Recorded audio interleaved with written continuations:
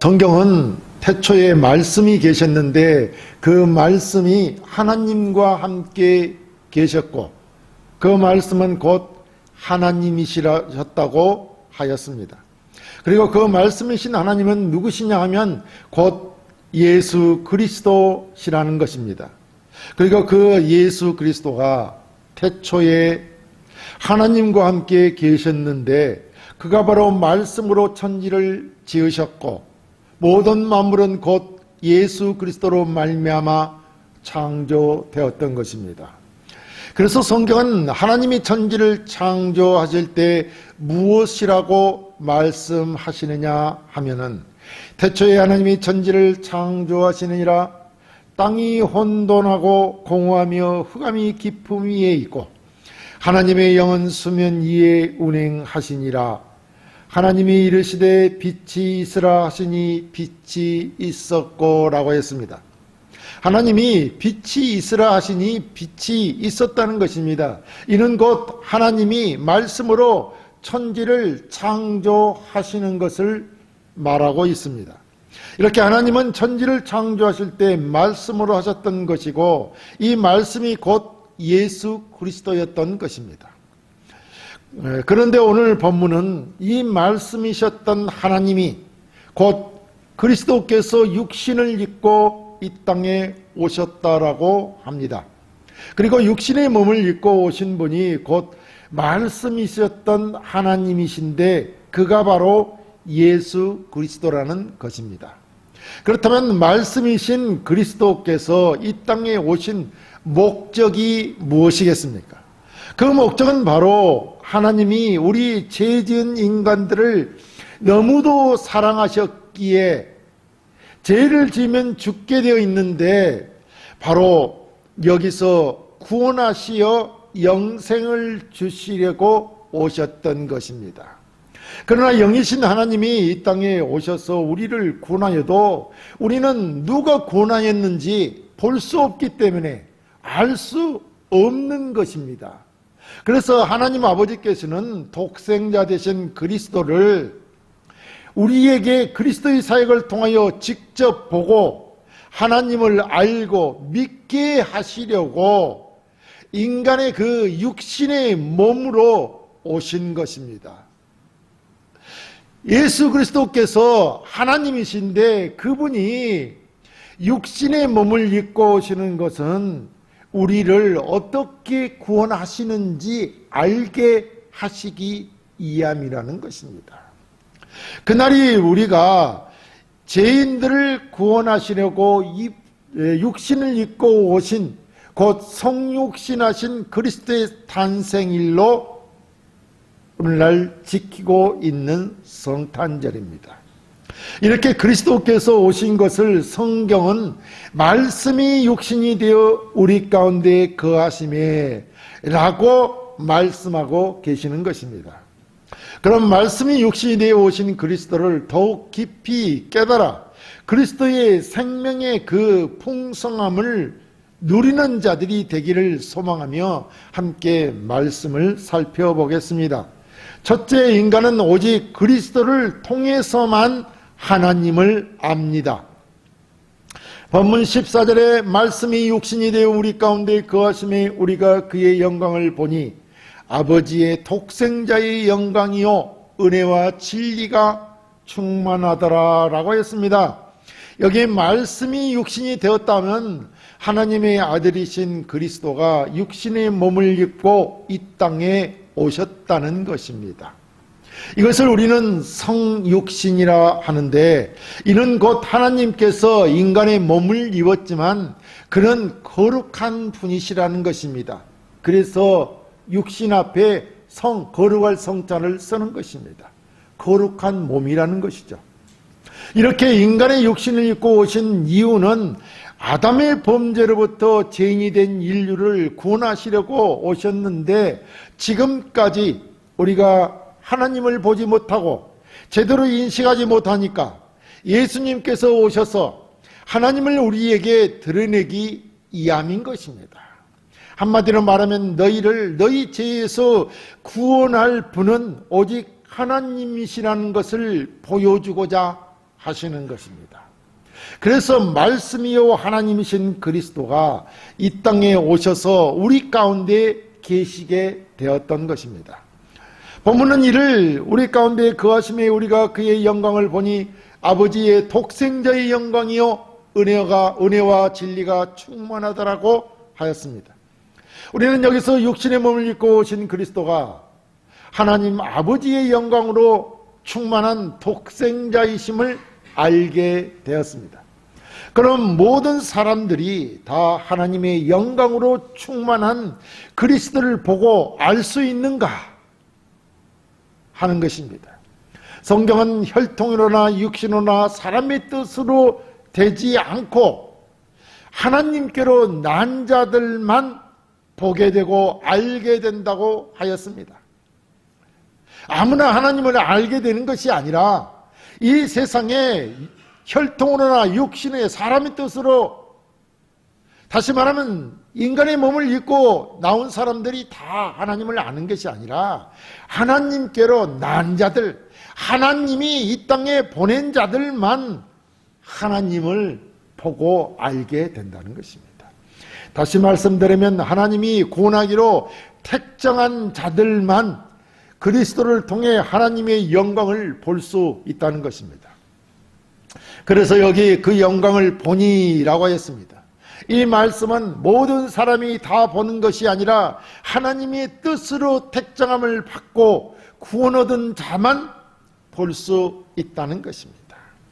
구원 얻은 자들만 하나님의 말씀을 통하여 하나님의 영광을 볼 수 있는 것입니다. 구약시대의 광야에서 이스라엘 백성들은 성막에 임재한 하나님 여호와의 영광을 보았습니다. 그런데 지금 본문은 그 하나님이 성육신하셔서 예수님으로 세상에 오시고 하나님의 독생자의 영광으로 임재하시는 것을 보았다는 것입니다. 다시 말씀드리지만 하나님이 이렇게 인간의 눈으로 보고 들을 수 있도록 육신의 몸을 입고 오신 것은 우매한 자기 백성들을 깨우치게 하기 위함이었던 것입니다. 그리고 아버지의 독생자의 영광에는 은혜와 진리가 충만했다고 하였습니다. 우리는 이 은혜를 잘 살펴보아야 합니다. 왜냐하면 이 하나님의 은혜는 우리의 어떤 상황이나 조건에 관계없이 하나님께서 그의 택한 자녀들에게 쏟아 부어주시는 사랑과 자비이기 때문입니다.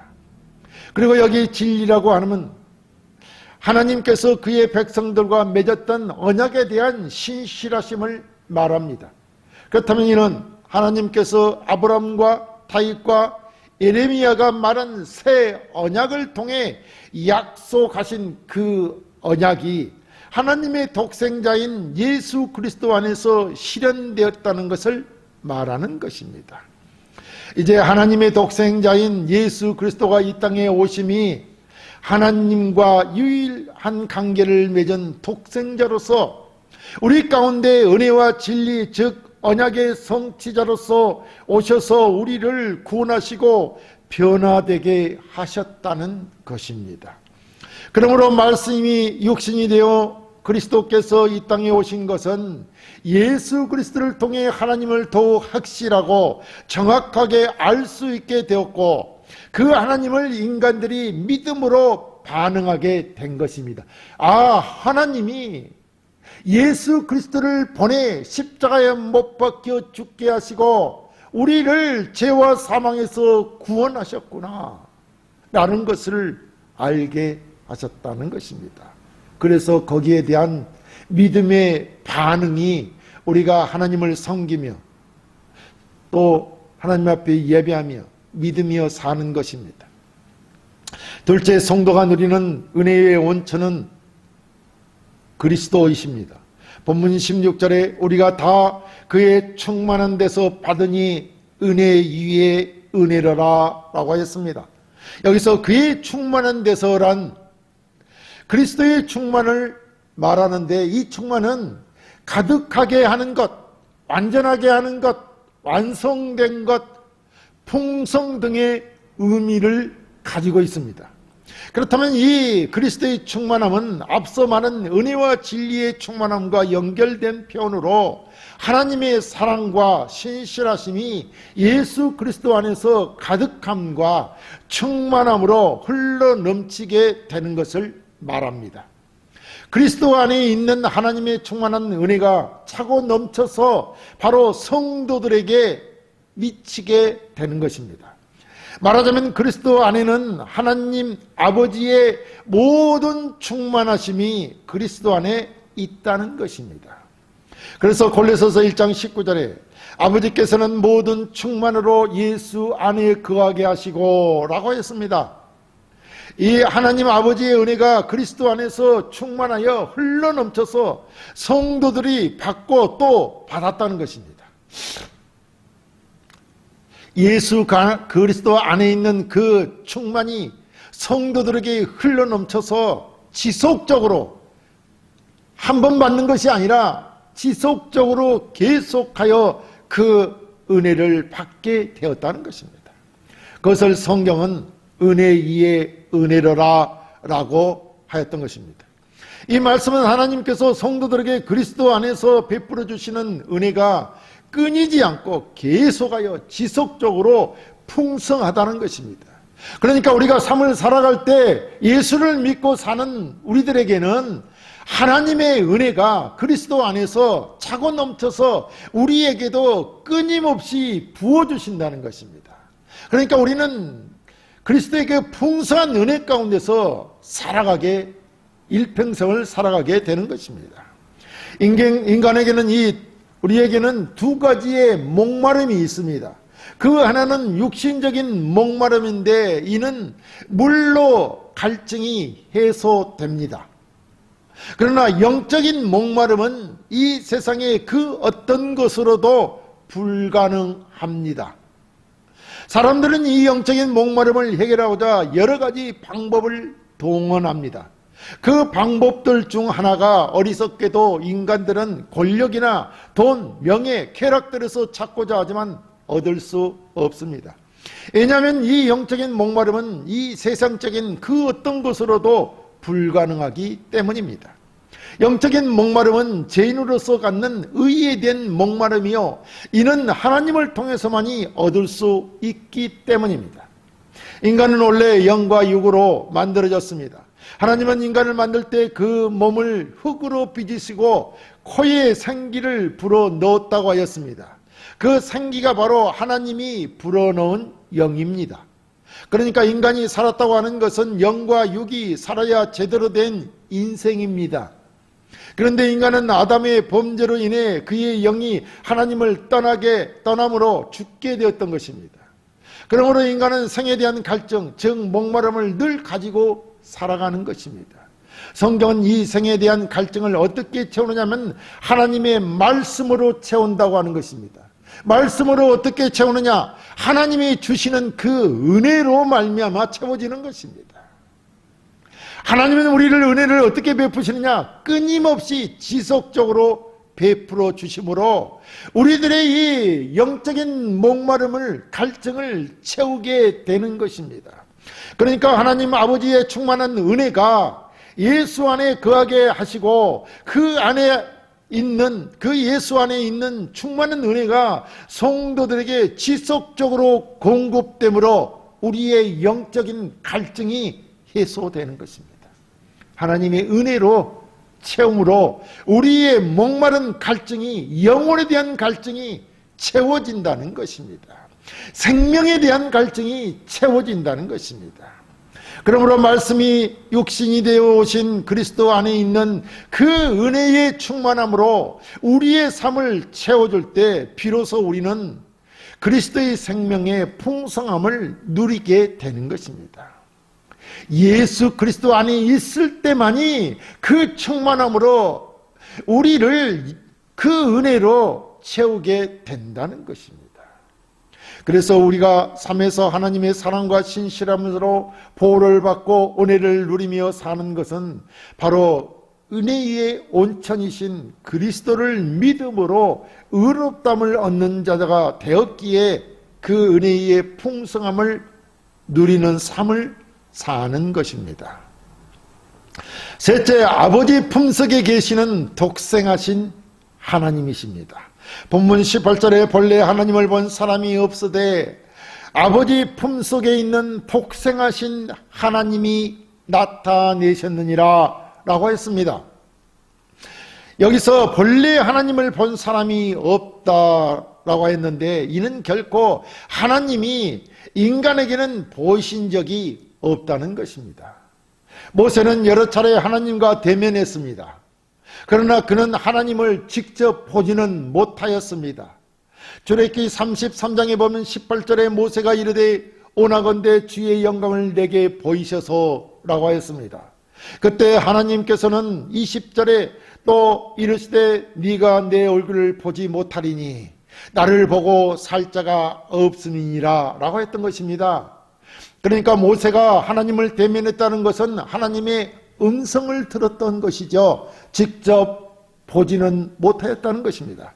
그리고 하나님께서는 22, 23절에 뭐라고 말씀하시냐면 내 영광이 지나갈 때에 내가 너를 반석 틈에 두고 내가 지나도록 내 손으로 너를 덮었다가 손을 거두리니 네가 내 등을 볼 것이요 얼굴은 보지 못하리라 라고 했습니다. 왜 하나님을 볼 수 없습니까? 그것은 왜냐하면 인간은 제약된 존재로 거룩하고 영광스러운 하나님을 볼 수 없다는 것은 곧 죽음을 의미했기 때문입니다. 우리가 죄인이기 때문에 너희는 죽는다는 것입니다. 한마디로 하나님을 보면 죽게 되는 것입니다. 사실 하나님은 영이시기 때문에 어떤 인간든지 영이신 하나님을 볼 수 없었습니다. 그래서 본문은 아버지의 품속에 있는 독생하신 하나님, 즉 그리스도를 통해 나타내셨다는 것입니다. 본문에 아버지의 품속에 있는 독생하신 하나님이란 말씀이 육신이 되어 이 땅에 오신 하나님의 아들이신 그리스도를 말합니다. 우리는 착각하지 말아야 됩니다. 예수 그리스도께서 이 땅에 인간의 몸을 입고 오셨기 때문에 인간이라고 생각하면 안 된다는 것입니다. 예수 그리스도께서는 우리 인생들과는 전혀 구별되는 하나님이십니다. 비록 그가 우리와 똑같은 인생이 되기는 하셨어도 그분의 신적 본질은 조금 더 손상을 입지 않으셨기 때문입니다. 그래서 예수 그리스도를 거룩하신 몸을 입고 오셨다여 성육신이라고 한다고 말씀드렸습니다. 사도 바울은 그리스도를 그래서 뭐라고 말씀하시냐면 그를 근본 하나님의 본체시라고 말씀하셨던 것입니다. 그분은 창세전에 아버지와 함께 영광 가운데 계셨으며 이 세상에 계시는 동안에도 여전히 하나님 아버지와 교통하셨습니다. 예수님께서 세례 요한에게 세례를 받고 강에서 나오실 때 하나님께서 뭐라 하셨느냐 하면 하늘로부터 소리가 있어 말씀하시되 이는 내 사랑하는 아들이요 내 기뻐하는 자라 하시니라 라고 했습니다. 절대 우리가 똑같은 우리와 똑같은 인간은 아니라는 것입니다. 예수 그리스도를 우리와 똑같은 인간으로 생각하면 안 된다는 것입니다. 우리를 구하러 말씀이 육신이 되어 오신 그리스도께서 모든 당신의 구속사역을 마치신 후에는 다시 원래의 자리로 예수 그리스도께서는 돌아가신 것입니다. 그래서 마가는 하늘로 올리우사 하나님 우편에 앉으시니라 라고 하였던 것입니다. 우리가 우리의 구주가 되시는 예수 그리스도와 바른 관계를 가지려면 그리스도가 누구신지를 바르게 알아야 하기 때문에 그리스도를 아는 것은 중요한 것입니다. 어찌되었든 아버지 품속에 독생하신 하나님이신 그리스도께서 육신을 입고 이 땅에 오셨다는 것은 매우 중요한 일인 것입니다. 하나님이 낮아지셔서 인간의 몸을 입고 이 땅에 오신 것입니다. 왜냐하면 이는 하나님이 이 땅에 오셔서 당신의 존재를 나타내고자 하셨던 것입니다. 예수님이 오시기 전에는 아무도 하나님을 본 사람이 없었습니다. 이 세상 그 누구도 하나님을 볼 수가 없었던 것입니다.